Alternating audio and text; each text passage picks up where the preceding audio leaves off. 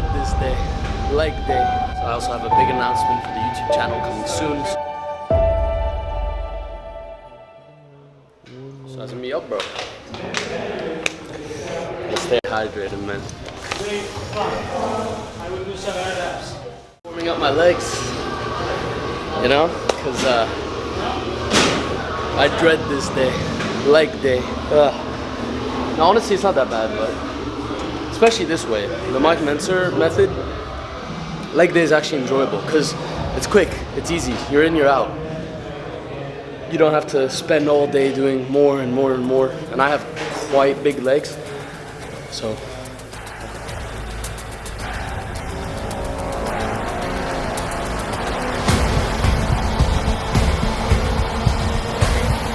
These are the reps that really count, man. These are the ones that kill you.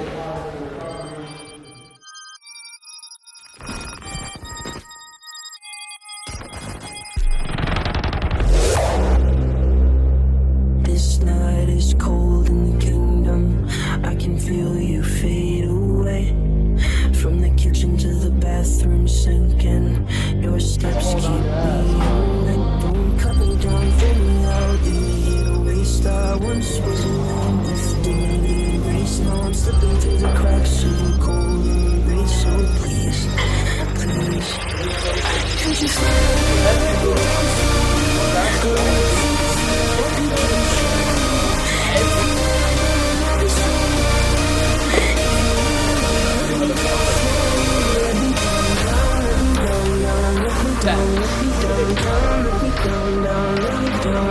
if you wanna go, then I'll be so lonely. If you leave me, let me down slowly. I know where I'm going.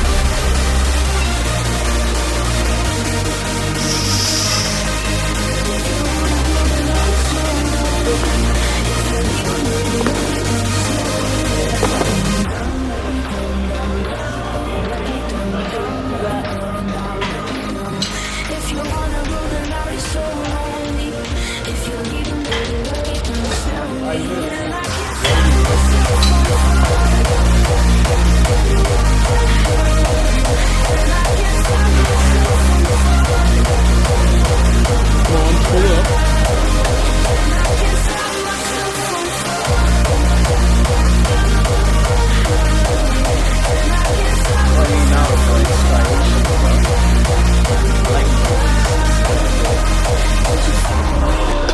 slowly, a little sympathy, I hope you can show me.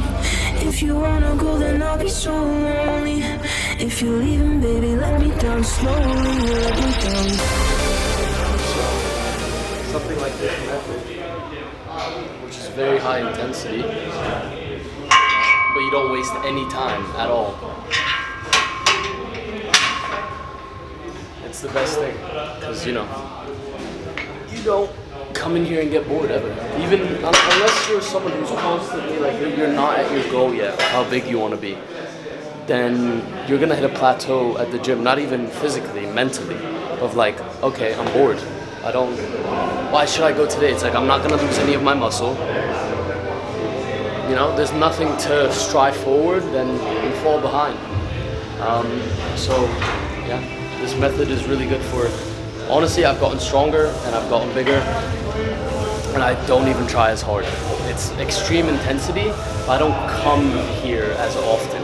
I don't have to like waste a lot of time. I can put my time towards other things, but the intensity has to be high every fucking time, which is really good.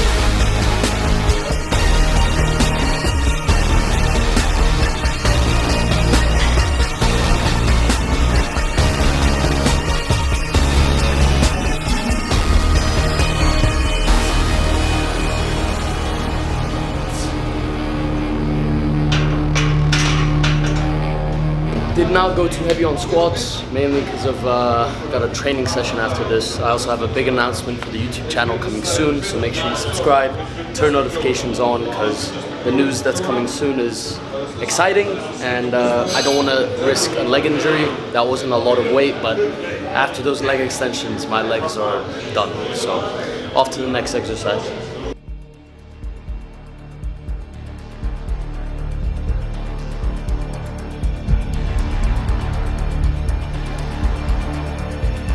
When we first started this series, these were brand new.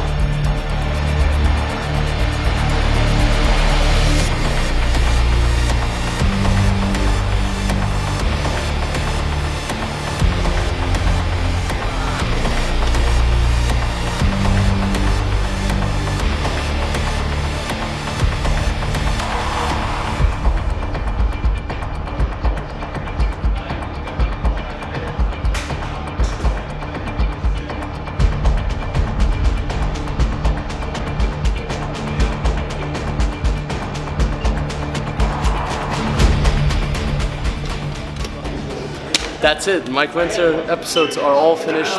This was the last exercise, last day, leg day. Went pretty well. Every other episode was amazing to record. It really opened my mind up to different methods of training and intensity. That's the biggest lesson you can get from this method. Is intensity is always a priority. Whether your volume is more important or not doesn't matter. You need to come in here and you need to be intense. And half-ass it. Jesus Christ, someone had some high intensity and broke something. But see you guys in the future YouTube videos. Stay tuned. Pay attention to what's coming next. This was extremely enjoyable to film, and I'll let you guys know what I think of everything soon.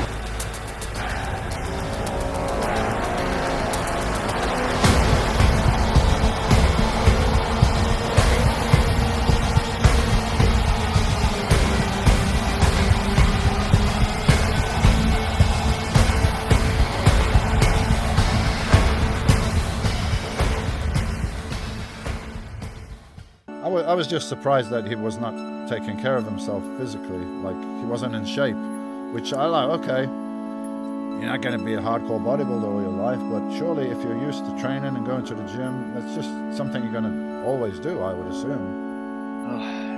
Not to talk about negative things. Remember one day I was walking to Gold's Gym and Mike's in the gutter laying there like a drunken guy. I'm like, oh my God, Mike, he didn't hear me.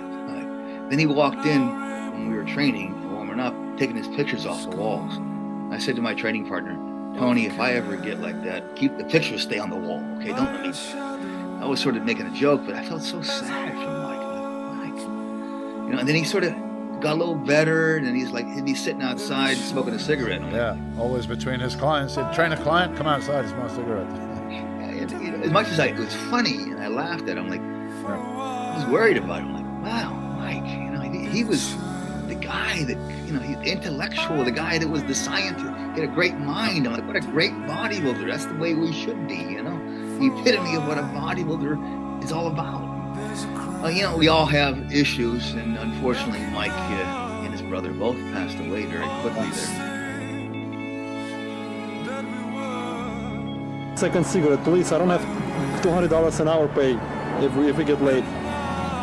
You're the ones who are disgusting. No, Mike, you're smoking for 20 minutes, man. Come on. 20 minutes. All right, let's go. All right, let's go. Yeah.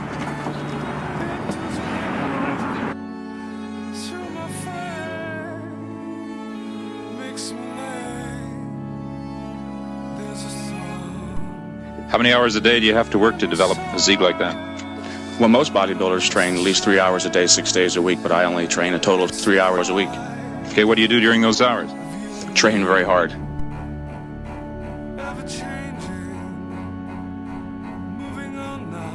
Intense training is purposeful behavior aimed at the goal of increasing muscular size and strength. In order to train as hard as possible, you must retain a clear image of your purpose. Once your goal is sharply but realistically defined, all that remains is carrying out your plan. Don't, however, worry about your individual potential. Potential is only the expression of a possibility, something that can be assessed accurately only in retrospect. In other words, you'll never know how good you might have become unless you try. So let's get with it. May he rest in peace. Mike was a great guy. Mike was very good to me. Mike Mentzer. He would say, Tom, here, before the 81 Olympia, here's the keys to my condo in Palm Springs. Go get some sun. Whatever you need, man, you know. He was very helpful to all the guys. All the guys. Mike was especially helpful. But I think what Mike carried was the bitterness of losing to Arnold. To him, it was not subjective. It was not a subjective sport.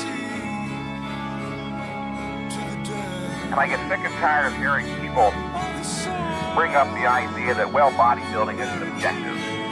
So who are you to say that concepts are fixed? That is not true. Anything that exists in reality can be viewed, judged objectively.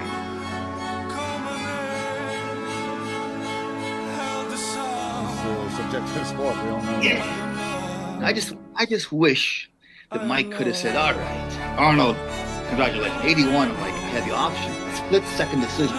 Should I punch Franco in the face? Should I walk off stage with the rest of the guys? Should I congratulate him? For some reason, God put it in my head, go over and say, congratulate Franco.